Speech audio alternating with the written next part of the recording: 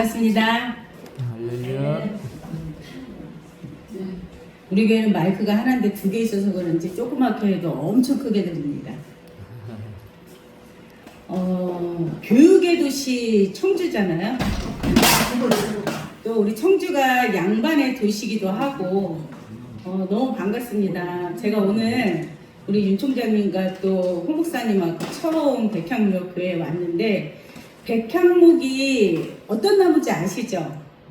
성경에도 나오는 나무 아닙니다. 솔로몬의 성전을 지을 때 이 백향목으로 짓지 않았습니까? 백향목의 특징 아십니까? 그렇죠. 키 크고 단단하고 묘목이 자라는 데만 40년이 걸립니다. 하나의 목재를 쓸 때는 100년 이상, 수백 년이 걸리는 굉장히 귀한 나무입니다.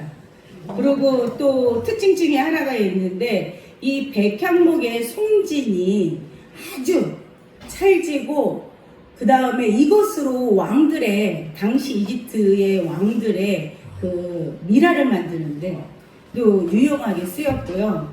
또 특징 중에 하나가 있으면 벌레가 생기지 않습니다.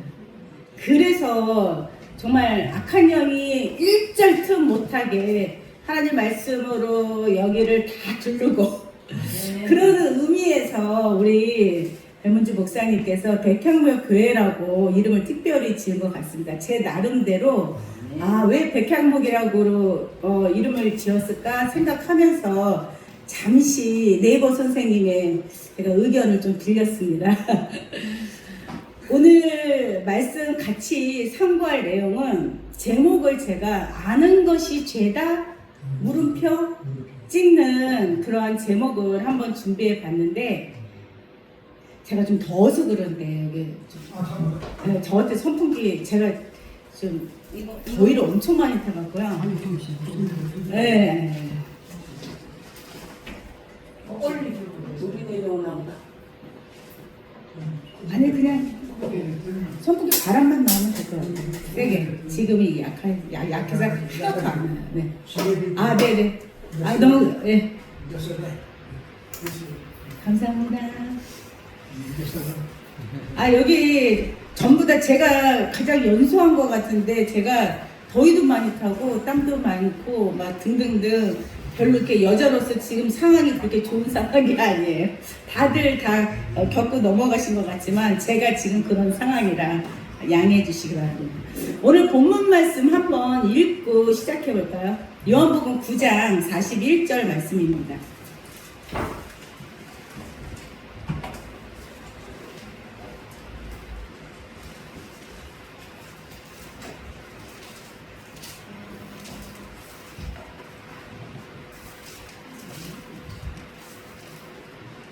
요한복음 9장 41절 다 찾으셨으면 시작. 네네. 천천히 찾으세요. 41절? 네, 마지막 절입니다. 요한복음 9장 마지막 절. 시작. 예수께서 가라사대 너희가 소경되었다면 죄가 없으려니와 본다고 하니 너희 죄가 그저 있느니라. 아멘. 요한복음 9장 같은 경우는 우리 목사님들 너무나도 잘 알고 계시는 말씀이기도 하고, 또한 요한복음은 육적과 영적인 상황에 대해서 오늘날 있어질 일들까지도 기록해 놓은, 예수님이 가장 사랑하였고 또한 막내였고 가장 늦게까지 또 요한계시록을 기록한 사도 요한의 글입니다.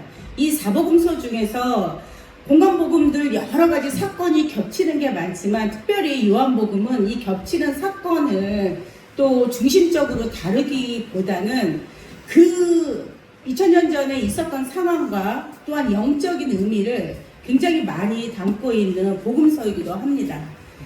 먼저 요한복음 9장 지금 마지막 절을 읽었는데요. 왜 예수님이 너희들을 소경되었다면 죄가 없었는데 왜 본다고 하니 죄가 그저 있다고 말씀을 하셨을까? 오늘 아주 중요한 말씀을 나누려고 하는데요.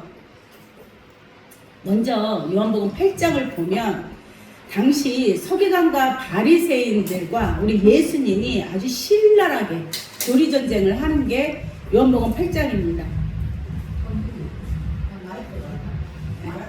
네, 그냥 1단으로 줄였습니다. 네네네.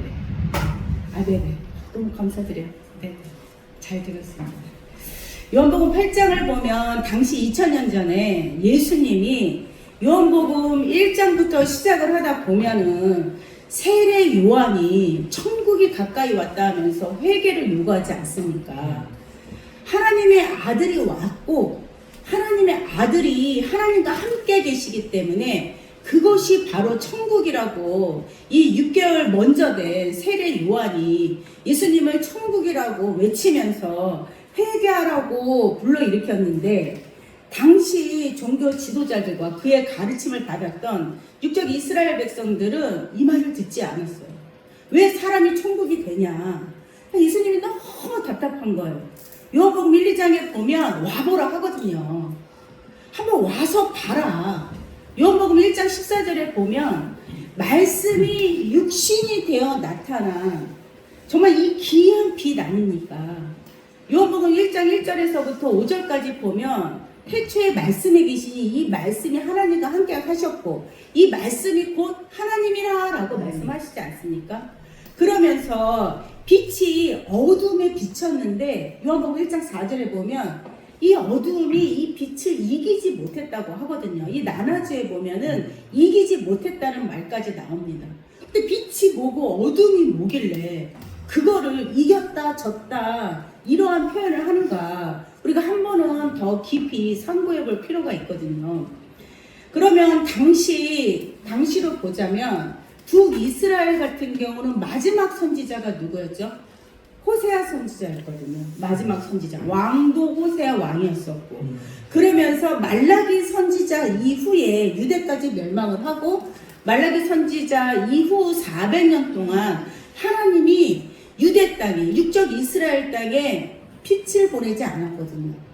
빛이 하나님의 말씀이니 말씀을 보내지 않았다라는 뜻이 뭐냐면 말씀을 가지고 태어날 선지자를 보내지 않았다는 말씀입니다.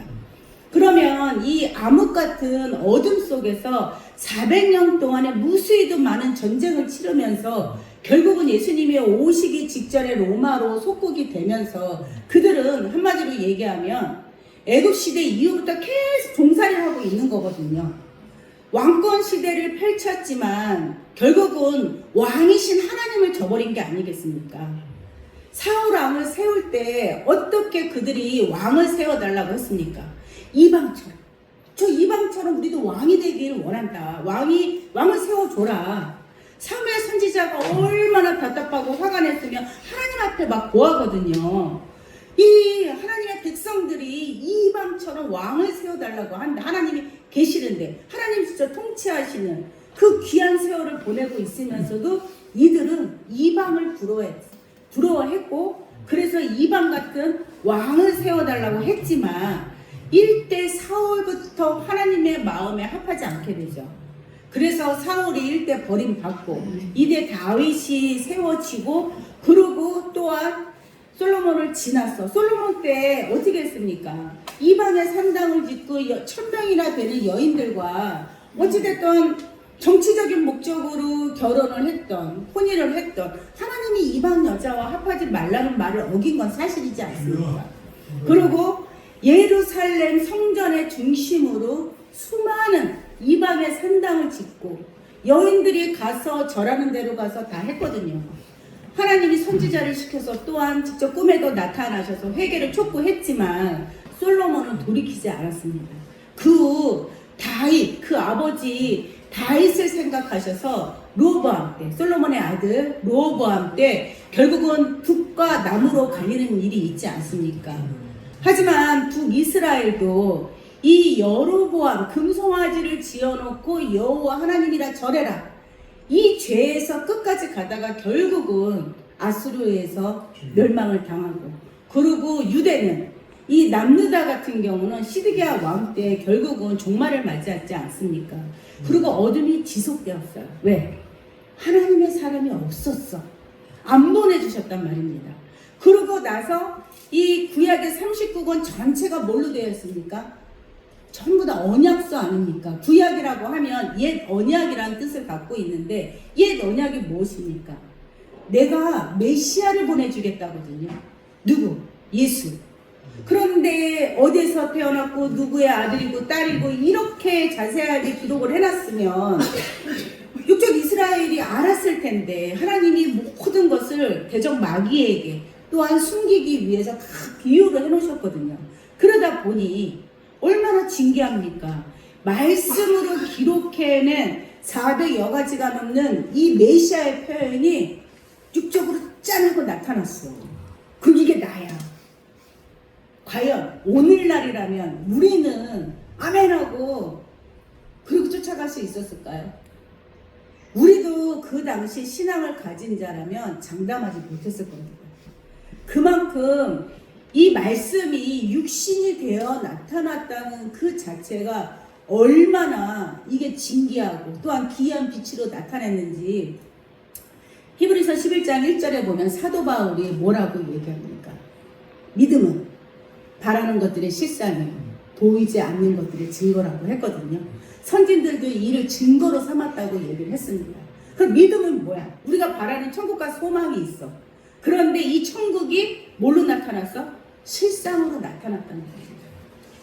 그것이 실상이 증거가 되었다는 게 바로 믿음이었다는 겁니다. 그런데 오늘 이 드리고자 하는 말씀에 여기 핵심이 있습니다.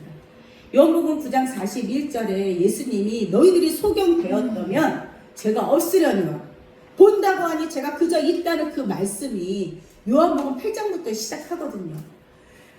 서기관과 바리새인들과 신랄하게 당시의 바리새인들은 교회 이 종교 세계를 관장하고 있던 종교 지도자들이었거든요.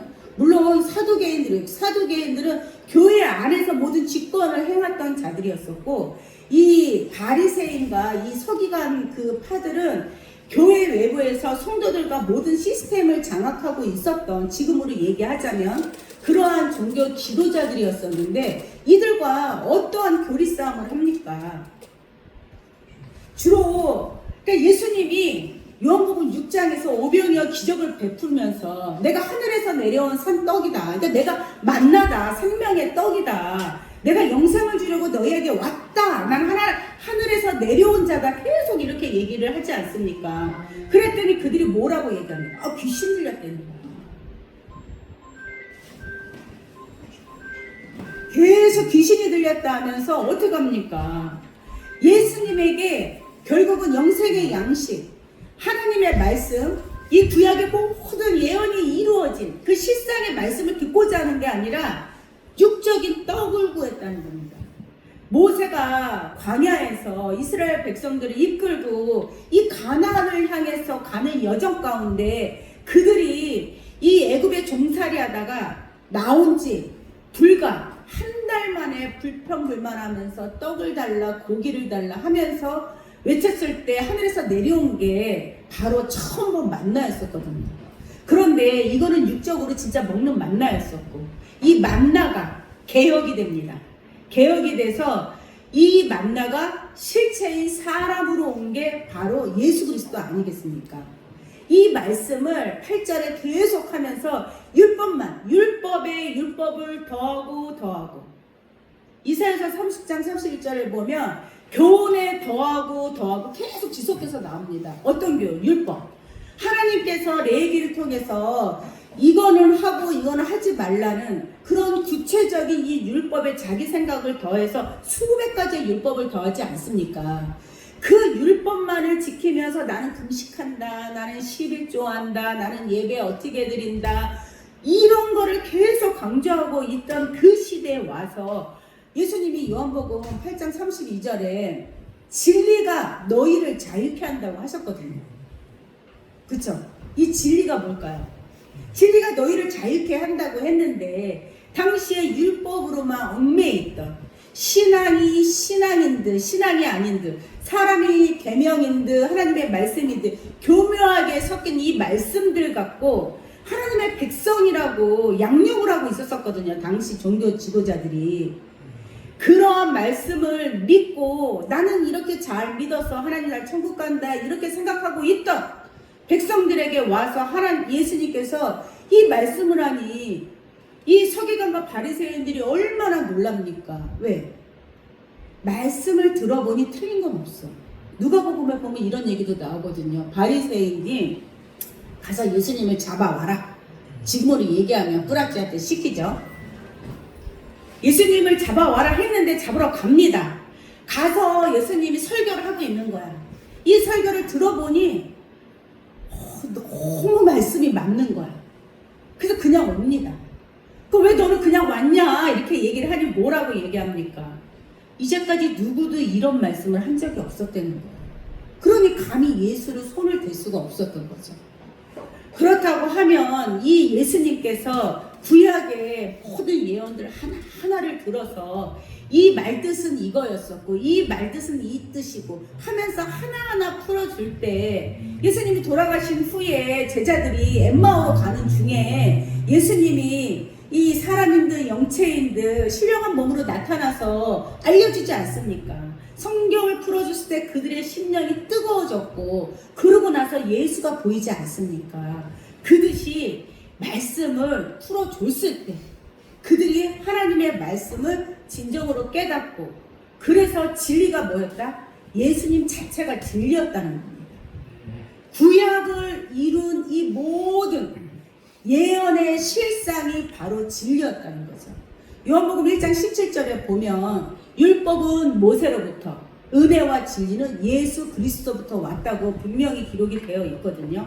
그렇다고 하면 오늘 예수님께서 하시고자 하는 말씀이 요한복음 8장에 보면 그들과 신랄하게 교리 싸움을 하면서 뭐라고 얘기합니까? 결국은 너희가 섬기고 있던 건 하나님이 아니었다. 너희의 영은 마귀 사단이 잡고 있었고 너희 아비는 마귀였다. 나는 내 아버지한테 보고 들은 것을 얘기하는데 너희는 너희 아비 마귀한테 들은 것을 얘기하고 가르치지 않냐 하면서 요한복음 8장 44절에 신랄하게 이들의 정체를 드러내거든요. 그러면 이 사람이 하나님 이야기를 했을 때 정말 하나님의 사람인가 하나님의 사람이 아닌가는 뭘로 구별할 수 있습니까? 요한일서 4장 1절에 보면 이 말로 들어보라고 하지 않습니까? 미혹이 여기 세상에 너무 많이 나왔다는 거예요. 그러면서 하나님의 말씀을 가르치는 자가 다 목자가 아닌 말을 들어보고 이 말이 성경에 비춰서 참말인지 거짓인지를 비교하라는 거거든요. 그러면서 9장이 넘어갑니다.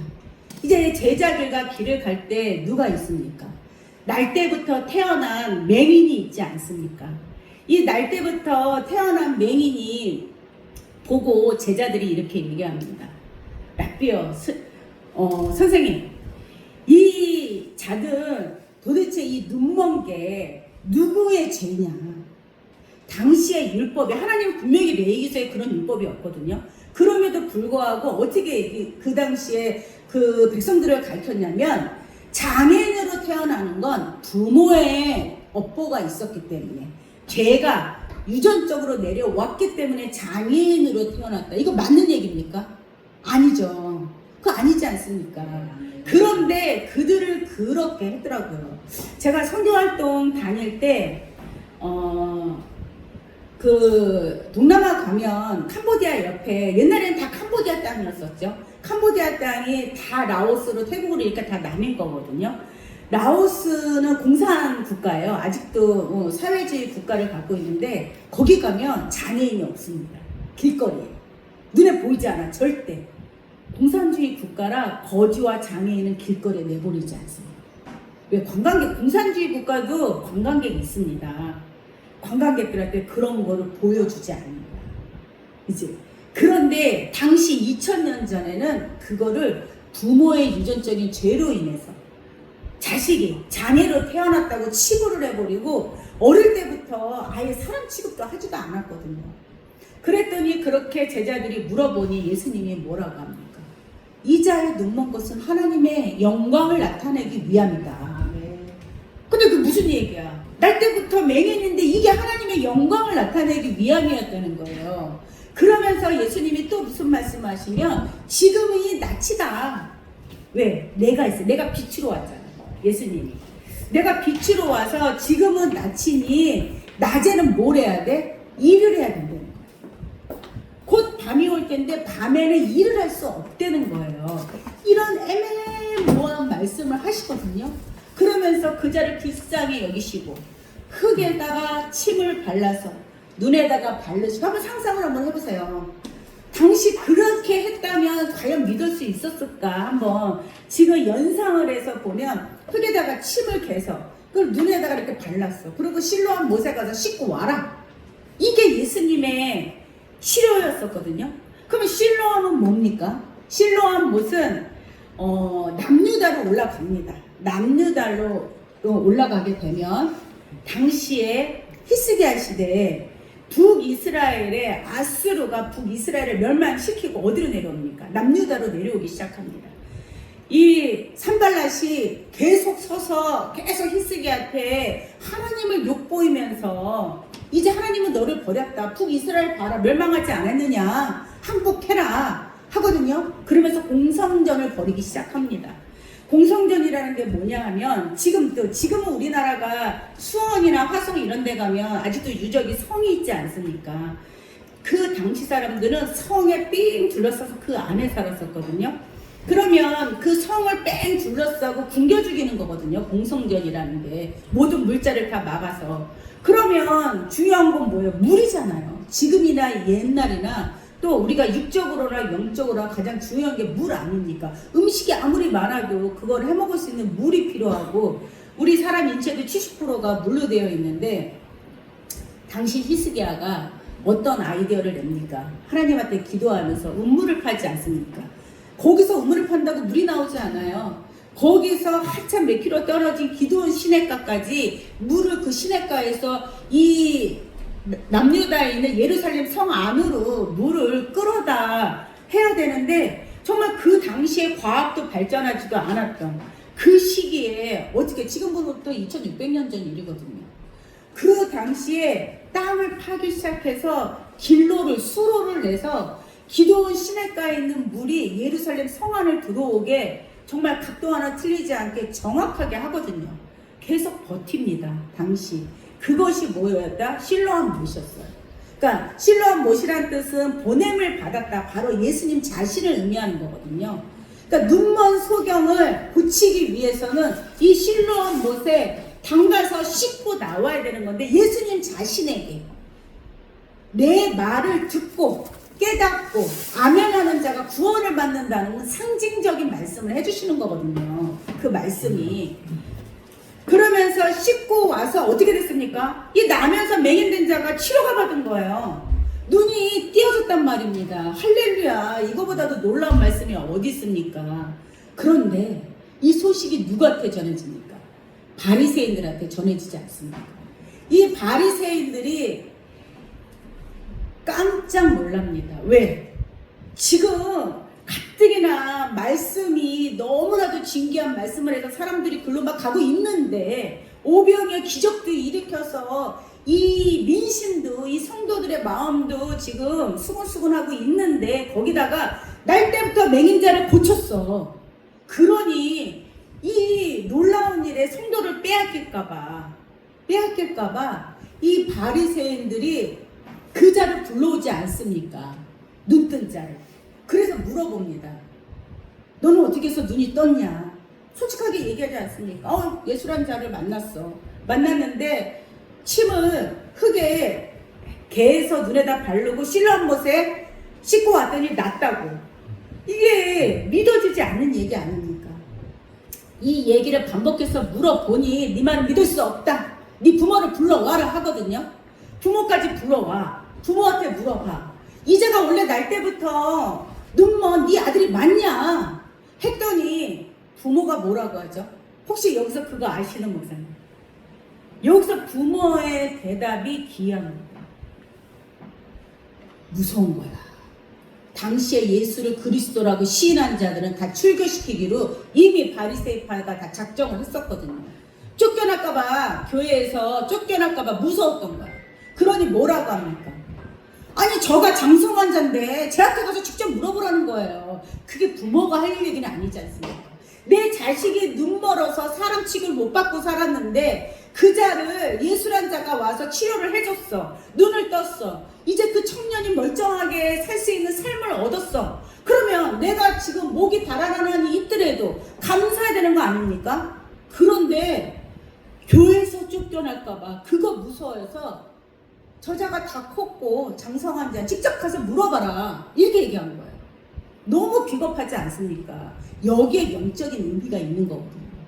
그리고 다시 서기관과 바리새인들이 이 눈뜬 자, 이 청년을 데리고 다시 물어봅니다. 설명을 아무리 해도 계속 재차 물어보니까 화가 나는 거야. 그러면서 아니 당신이 저자의 제자가 되렵니까? 하고 물어봐요. 그랬더니 뭐라고 얘기해요? 막 승질내지 않습니까? 하라면서 무슨 소리라는 거냐? 나는 모세의 제자다. 이렇게 얘기하거든요. 난 율법의 제자라 그 얘기를 하는 거야. 그런데 여기서 이 눈뜬 청년이 아주 귀한 신앙 고백을 합니다. 그러니까 눈먼 장인이지만 국교가 뭐였습니까? 국교가 하나님을 믿는 하나님도 아니었습니까? 그러니까 이 사람도 성경을 알고 있었던 거야. 성경을 알고 있다 보니 어떻게 얘기하냐면 하나님이 죄인한테 이런 역사를 하는 거를 자기가 본 적이 없다는 거야. 죄를 들어 역사하는 거. 근데 그 서기관과 바리새인들, 당시 종교 지도자들이 이 예수님을 뭐라고 합니까? 귀신 들렸다. 사단의 괴수다. 이렇게 욕을 하면서 죄인이라고 계속 몰아가지 않습니까? 죄인이라고. 그런데 내가 성경을 그동안에 배운 바에 의하면 하나님이 죄인을 들어서 역사하지 않는다는 겁니다. 이런 얘기를 합니다. 결국은 이 고백을 하고 나서 어떻게 됩니까? 쫓겨납니다. 이 예수님께 고침받은 청년은 결국은 이 시인을 하고 쫓겨납니다. 그 청년이 계속 부인을 했으면 자기 엄마 아빠처럼 자기가 교회에서 안 쫓겨나려고 계속 글쎄 나 누가 누군지 모르겠다 막 이런저런 변명을 댔다고 하면 안 쫓겨났을 거예요. 근데 결국은 시인을 한 거거든요. 입으로 시인해서 교회에서 쫓겨납니다. 예수님이 이제 이 청년이 쫓겨났다는 소리를 듣습니다. 쫓겨났다는 소리를 듣고 그러고 다시 찾아옵니다. 네가 인자를 믿느냐? 하고 질문했을 때 믿습니다. 그가 능히 오니까 하고 묻거든요. 그랬더니 이 인자가 나다라고 얘기하십니다. 이거를 누가 들었을까요? 당시 이 바리새인들이 보낸 자들이 이 얘기를 듣습니다. 그러면서 오늘 이 얘기를 하는 거거든요. 저기 보면은 38절에 가로되 주여 내가 믿나이다 하고 절하는지라. 39절에 예수께서 가라사대 내가 심판하러 이 세상에 왔으니 보지 못하는 자들은 보게 하고 보는 자들은 소경되게 함이라 이렇게 말씀하시거든요. 그러면서 40절에 바리새인 중에 예수와 함께 있던 자들이 이 말씀을 듣고 가로되 우리도 소경인가? 그러니까 나는 지금 눈을 뜨고 있는데 무슨 소리야 지금 내가 보는 자들을 소경되게 하러 왔다고 하니까 그 말뜻이 영적인 뜻인데 육적으로만 생각하고 이해를 못했던 거예요. 그러면서 아니 내가 소경이야? 이렇게 얘기하는 거거든요. 그러니까 예수님이 오늘 본문과 같이 이렇게 말씀하시는 거거든요. 너희가 소경되었다면 죄가 없거니와 본다고 하니 죄가 그대로 있다. 아멘. 그러면 이 말씀의 근거지를 우리가 알아요. 왜 예수님이 이 말씀을 하셨는가? 이 근거에 대해서 알아야 되는 거 아닙니까? 그러면 다시 예수님 오시기 전 600년 전 700년 전으로 한번 넘어갑니다. 이사야서 29장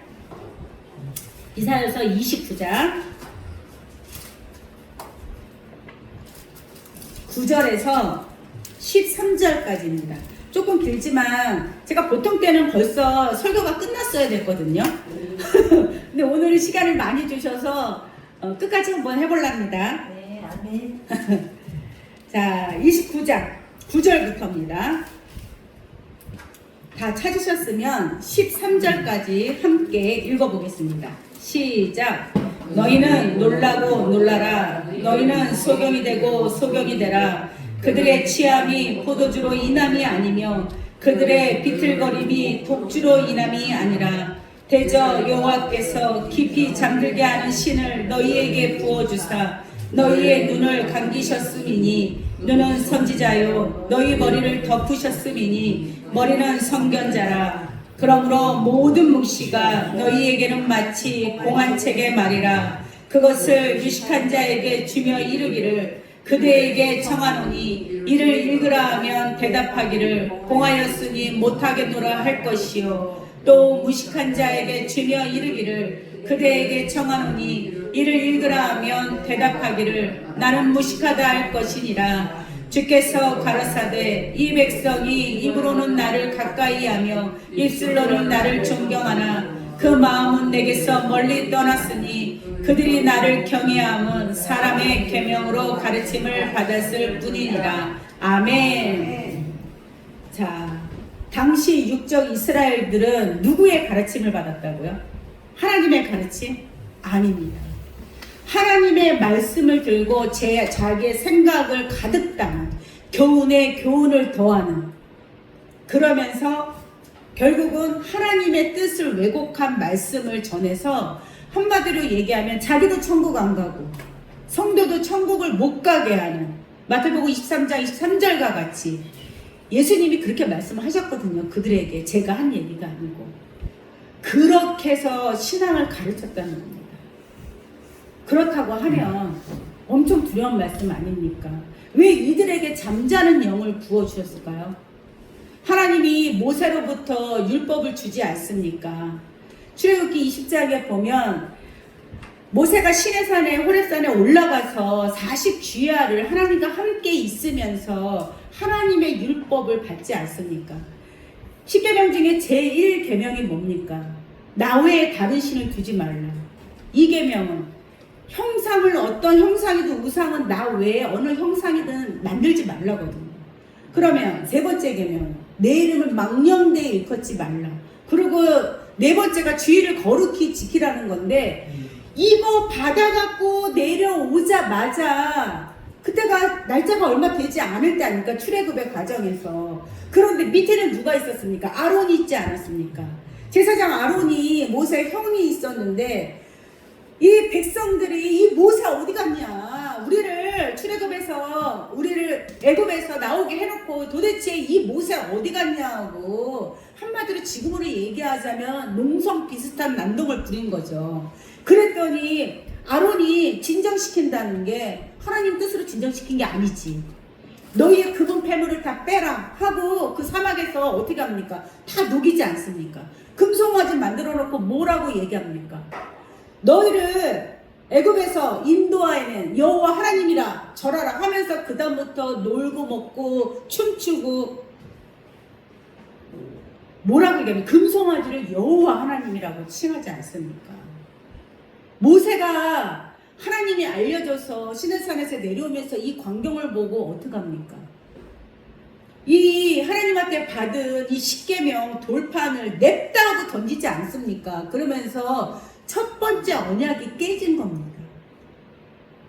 히브리서 9장에 보면은 첫 언약이 무마였다면 두 번째를 요구했을 일이 없다고 얘기하거든요. 이 역사를 같이 보면서 우리가 성경을 상고하는 것은 시대마다 하나님의 뜻은 선지자를 통해서 하나님의 대언자를 통해서 계속 이루어지는데 백성들은 그 말을 듣지 않거든요. 역사는 반복되고 계속 반복되니 결국은 고정 10장 11절에 이 말세를 당한 이들에게 성경을 준 이유가 교훈과 경계 삼고 거울 삼으라고. 왜? 이런 일이 계속 일어나니까.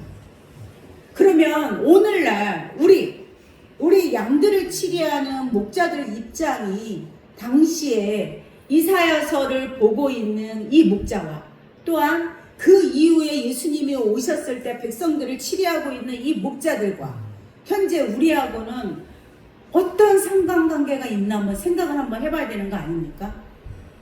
우리는 정말 진리를 전하고 있는가? 하나님의 말씀을 온전하게 성도들에게 알려주면서 양육을 하고 있는가? 하나님이 오시겠다, 예수님이 오시겠다 했던 그 모든 약속을 우리가 바라보고 있는가? 한번 생각을 해봐야 된다는 겁니다.